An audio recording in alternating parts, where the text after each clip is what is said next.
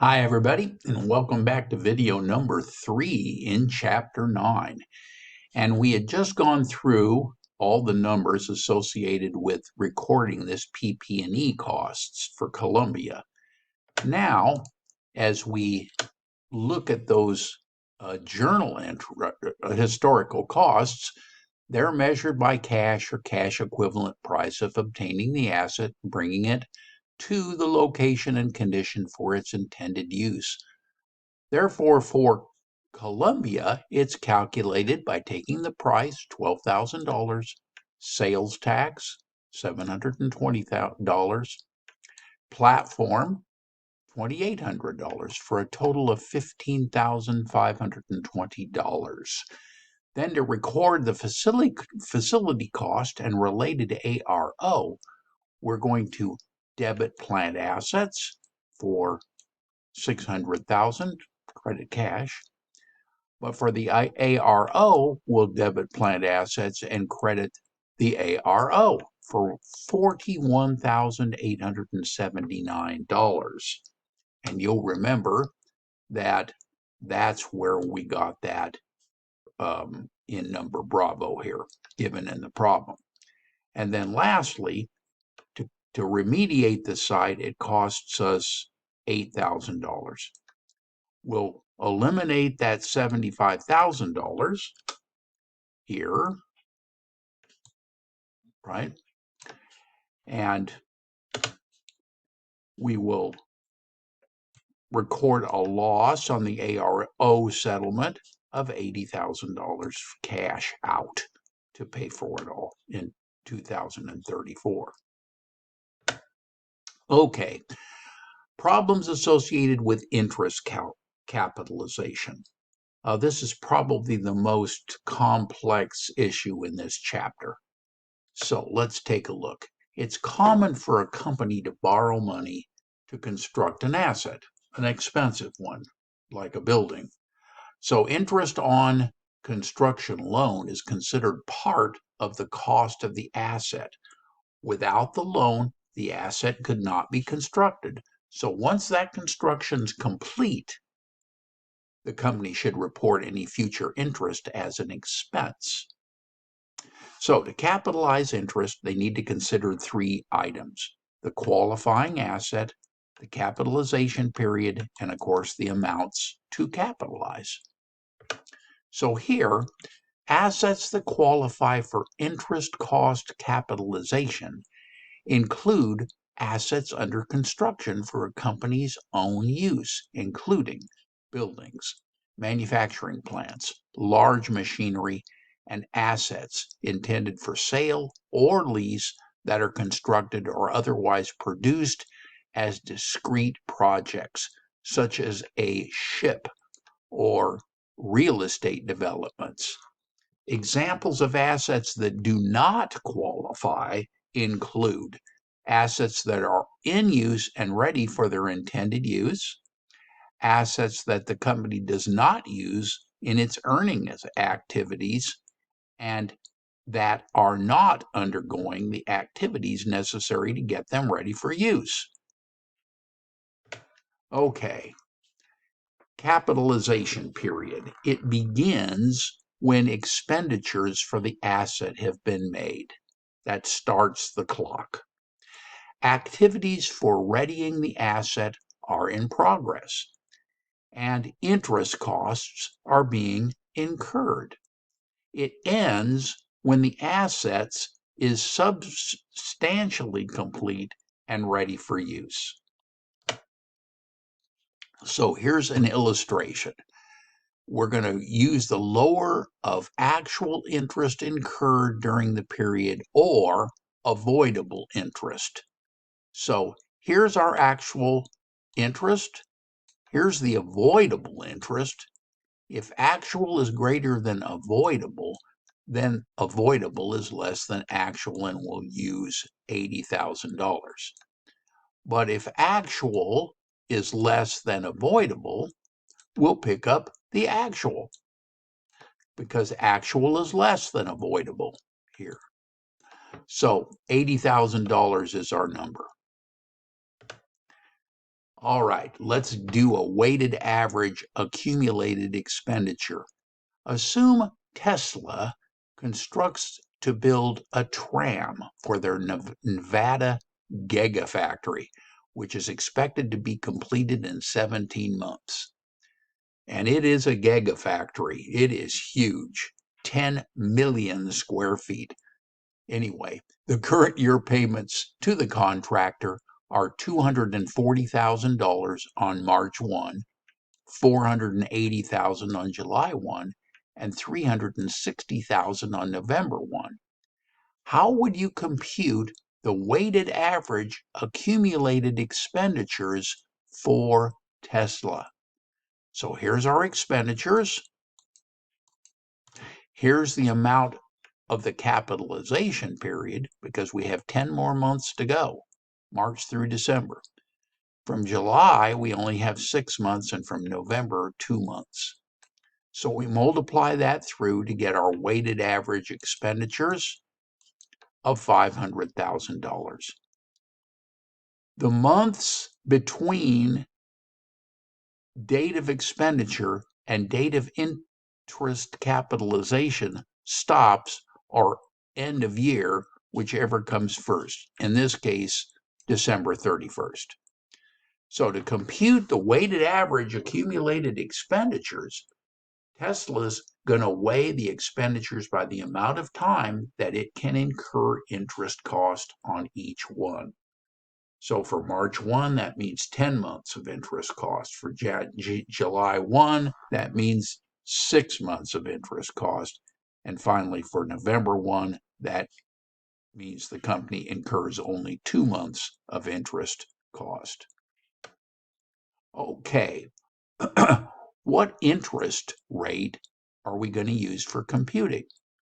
So here, we're going to have a weighted average accumulated expenditure.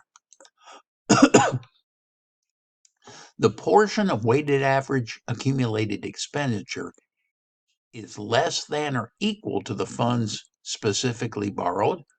We will multiply that times the interest rate incurred on specific borrowing. But if it's greater than the funds specifically borrowed, our weighted average interest rate on all other outstanding debt will be used. So we have avoidable interest here. That's a little confusing, so let's maybe take a look at that. Here's an illustration. We'll refer back to the Tesla example and assume that Tesla did not finance the cost of the tram with specific loan. Instead, it used a weighted average of its debt outstanding. Weighted average. Here's how Tesla determined that. It has these bonds and notes with different lives and different interest rates. And so here's the principal, here's the interest, and so we'll add the totals together here, 627,000, and our $7,600, $7,600,000 will divide into the $627,000 to get this 8.25%. So given that weighted average interest rate, then, what is the amount of interest costs that Tesla should capitalize? Well, we would take the $500,000. Let's go back. Here's the $500,000, the weighted average expenditures. And we're going to multiply that little beauty times the interest rate of 8.25%, and that gives us avoidable interest of $41,250. So Tesla should capitalize the avoidable interest of $41,250 because it is less than the actual interest incurred of $627,000. Okay, expenditures for land. If the company purchases land as a site for a structure, Interest costs capitalized are part of the cost of the plant, not the land.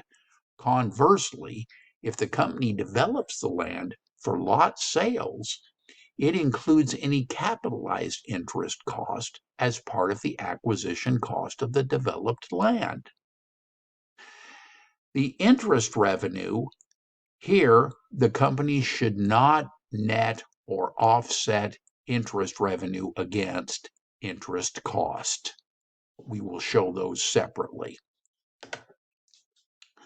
All right, let's take a look at comprehensive interest capitalization.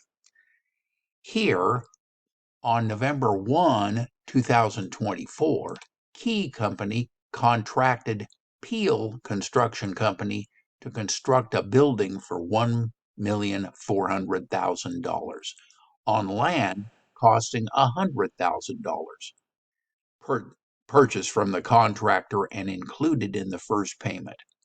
Key made the following payments to the construction company during 2025. Okay, January, March, May, December, and total of $1.5 million. Peel Construction completed the building ready for occupancy on December 31, 2025. He had the following debt outstanding. It had a 15% 3-year note to finance the purchase of the land and construction of the building dated December 31, 2024, with interest payable annually on December 31. Specific construction debt, but also its other debt included 10% 5-year note payable dated December 31, 2021, with interest payable annually on December 31 for $550,000, and a 12% 10-year bonds issued December 31, 2020, with interest payable annually on December 31 for $600,000. All right, what is the amount of interest to capitalize? And B, what entries are made to record the cost of the building in 2025?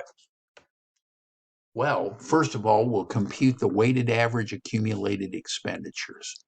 So here's our expenditures. Here's the amount of time it was capitalized. And here's our weighted average expenditures of $820,000. Note that the expenditure that we made on December 31st, the last day of the year, doesn't have any interest costs. All right, so Key computes the avoidable interest by taking the $750,000, that's the 15% construction note, and we'll add the $70,000, that's the amount by which the weighted average accumulated expenditures exceed the specific construction loan, $70,000. So we're going to take 11.04, that's the weighted average of the other debt, and multiply that through times 70,000 to get $7,728. We add that together to get $120,228. So if I go back, I can see that the $70,000 is the difference between our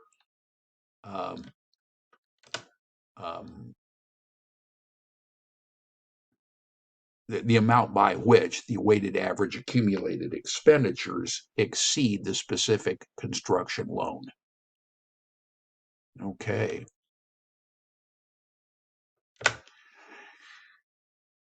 That looks like a good place for us to stop this video. And when we return, we'll take a look at the weighted average interest computation in a little more depth. Until that time, bye for now.